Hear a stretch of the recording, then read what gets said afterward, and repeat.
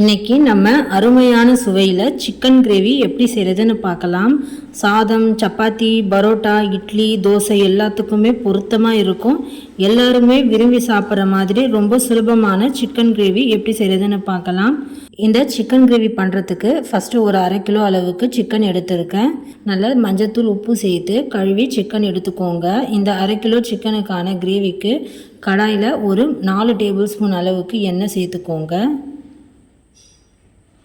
சேர்த்துட்டு எண்ணெய் சூடானதும் 1 ஸ்பூன் அளவுக்கு சோம்பு சேர்த்துக்கிறேன். கூட இதில் 3 பெரிய வெங்காயம் நல்லா பொடியாக கட் பண்ணிவிட்டு சேர்த்துக்கோங்க. சேர்த்துட்டு அடுத்தது ஒரு பச்சை மிளகாய் சேர்த்துக்கோங்க. 2 கொத்து கருவேப்பிலையும் சேர்த்துட்டு வெங்காயம் நல்லா கலர் சேஞ்ச் ஆகிற அளவுக்கு வதக்கிக்கோங்க. நல்லா வதங்கி வரணும். வெங்காயம் நல்லா வதங்க தான் நமக்கு கிரேவி நல்லா டேஸ்ட்டாக இருக்கும். நல்லா கலர் மாற வரைக்கும் வதக்கி விட்டுக்கலாம். இப்போ பாருங்கள், வெங்காயம் இந்த அளவுக்கு நல்லா வதங்கி இருக்கணும். அடுத்ததாக நம்ம இதில் 1 டீஸ்பூன் அளவுக்கு இஞ்சி பூண்டு விழுது சேர்த்துக்கலாம். கூட 1/4 ஸ்பூன் அளவுக்கு மஞ்சள் தூள். அடுத்து இந்த சிக்கன் கிரேவிக்கான உப்பு இந்த டைம்லேயே சேர்த்துக்கோங்க. இஞ்சி பூண்டோடவே சேர்த்து நல்லா வதக்கிக்கோங்க. இப்போது இஞ்சி பூண்டோட பச்சை வாசனை போகிற வரைக்கும் நல்லா வதக்கிக்கலாம். இஞ்சி பூண்டு நல்லா வதங்கிடுச்சு. இப்போ நம்ம இதில் க்ளீன் பண்ண சிக்கனை இதுக்குள்ளே சேர்த்துக்கலாம். சேர்த்துட்டு இது கூடவே 2 மீடியம் சைஸ் தக்காளி சேர்த்துக்கோங்க. இப்போது இது எல்லாமே சேர்த்து நல்லா கலந்துக்கலாம். தக்காளியோட சிக்கனும் சேர்த்து நல்லா மிக்ஸ் பண்ணி வதக்கிக்கோங்க. சிக்கனும் தக்காளியும் சேர்ந்து நல்ல ஒரு 2-3 நிமிஷத்துக்கு கலந்து கொடுங்க. நல்லா தண்ணி விட்டு வர டைமில் நம்ம இதில் மசாலா தூளெல்லாம் சேர்க்கணும். இப்போ பாருங்கள், சிக்கன்லேருந்து நல்லா தண்ணி விட ஆரம்பிச்சிடுச்சு. இந்த ஸ்டேஜில் நம்ம ஒரு 2 டேபிள் ஸ்பூன் அளவுக்கு தனி மிளகாய் தூள் சேர்த்துக்கலாம். கூட ஒரு 3 டேபிள் ஸ்பூன் அளவுக்கு தனியாத்தூள், அடுத்து ஒரு 1/2 டீஸ்பூன் மிளகுத்தூள் சேர்த்துக்கிறேங்க. இப்போ நம்ம இந்த சிக்கனில் நம்ம போட்ட மசாலா எல்லாமே ஒட்டி பிடிக்கிற அளவுக்கு 1 நிமிஷம் வரைக்கும் நல்லா கலந்து விட்டுக்கலாம்.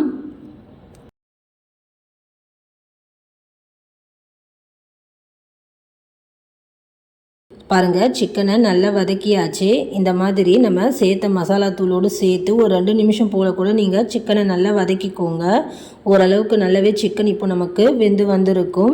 இந்த டைமில் நம்ம சிக்கன் முழுகிற அளவுக்கு நான் 1 கப் அளவுக்கு தண்ணி சேர்த்துருக்கேன். தண்ணி சேர்த்துட்டு இப்போ இதை நல்லா ஒரு வாட்டி கலந்து கொடுங்க. இந்த டைமில் நீங்கள் உப்பு காரம் எல்லாம் சரியாக இருக்கான்னு செக் பண்ணி பார்த்துக்கோங்க. ஏதாவது கம்மியாக இருந்தால் இந்த டைமில் சேர்த்துக்கோங்க. சேர்த்துட்டு இப்போ இதை நல்லா கொதி வந்ததும் இப்போ நம்ம மூடி போட்டு கரெக்டாக ஒரு 15 நிமிஷம் வரைக்கும் நம்ம சிக்கனை வேக வச்சுக்கலாம். இடையிடையே நல்லா கலந்து பார்த்துக்கோங்க சிக்கன் வெந்துடுச்சான்னு. இப்போ கரெக்டாக ஒரு 15 நிமிஷம் போல் ஆயிடுச்சு. இப்போது ஒரு முறை நல்லா கலந்து விட்டதும் சிக்கன் எடுத்து வெந்துடுச்சான்னு ஒரு முறை அமுத்து விட்டு பார்த்துக்கோங்க. பாருங்கள், சிக்கன் நல்லா சாஃப்டாக நல்லா பஞ்சு மாதிரி வெந்திருக்குன்னு. ஒரு 15 நிமிஷம் வரைக்கும் நம்ம சிக்கனை வேக வச்சு எடுத்தாலே போதுங்க. நம்ம மசாலா தூள் சேர்த்து நம்ம எண்ணெயில் வதக்கும் போது ஒரு பாதி அளவுக்கு நமக்கு சிக்கன் வெந்திருக்கும். மீதி இந்த மாதிரி தண்ணி சேர்த்து ஒரு 15 நிமிஷம் வேக வச்சுக்கோங்க. சிக்கன் நல்லா சாஃப்டாகவே வெந்து வந்துடும். அடுத்து கடைசியாக இதில் 1 ஸ்பூன் அளவுக்கு கரம் மசாலா சேர்த்துருக்குங்க. நீங்களும் சேர்த்துக்கோங்க. கூட பொடியாக கட் பண்ண கொத்தமல்லி இலை தூவிட்டு இப்போது இதை நல்லா கலந்துக்கோங்க. இந்த மாதிரி கடைசியாக நம்ம கரம் மசாலா சேர்க்கும் போது இந்த கிரேவியோட டேஸ்ட் ரொம்ப அருமையாக இருக்கும். இப்போது இந்த மசாலா சேர்த்து நம்ம ஒரு வாட்டி நல்லா கலந்து விட்டதும் இந்த சிக்கன் கிரேவி இன்னும் அருமையான சுவை கூடுறதுக்கு தாளிப்பு கரண்டியில் 1/2 டேபிள் ஸ்பூன் அளவுக்கு எண்ணெய் சேர்த்துக்கோங்க. எண்ணெய் நல்லா சூடுபடுத்திருக்கேன். இதில் ஒரு 3 டேபிள் ஸ்பூன் அளவுக்கு பூண்டை நல்லா பொடியாக கட் பண்ணி சேர்த்துட்டு ஒரு 10 செகண்ட்ஸ் மட்டும் பூண்டை நல்லா வதக்கிக்கோங்க.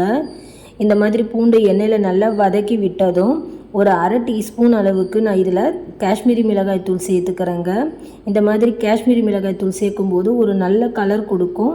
இப்போது காஷ்மீரி மிளகாய் தூள் சேர்த்து ஒரு செகண்ட்ஸ் மட்டும் எண்ணெயில் போட்டு நல்லா வதக்கியதும் இப்போது இந்த தாளிப்பை நம்ம சிக்கனில் சேர்த்துக்கலாம். அவ்வளோதான், நல்ல ஒரு சூப்பராக டேஸ்டான நம்ம கார்லிக் சிக்கன் கிரேவி ரெடி பண்ணியாச்சு. நீங்களும் சிக்கன் எடுத்தால் இப்படி செஞ்சு பாருங்கள், ரொம்ப சூப்பராக அருமையாக இருக்கும். இந்த சிக்கன் கிரேவி வீடியோ உங்களுக்கு பிடிச்சிருந்தால் லைக் பண்ணுங்கள், ஷேர் பண்ணுங்கள். மறக்காமல் கோமதி ஃபுட் சேனலை சப்ஸ்கிரைப் பண்ண மறந்துடாதீங்க.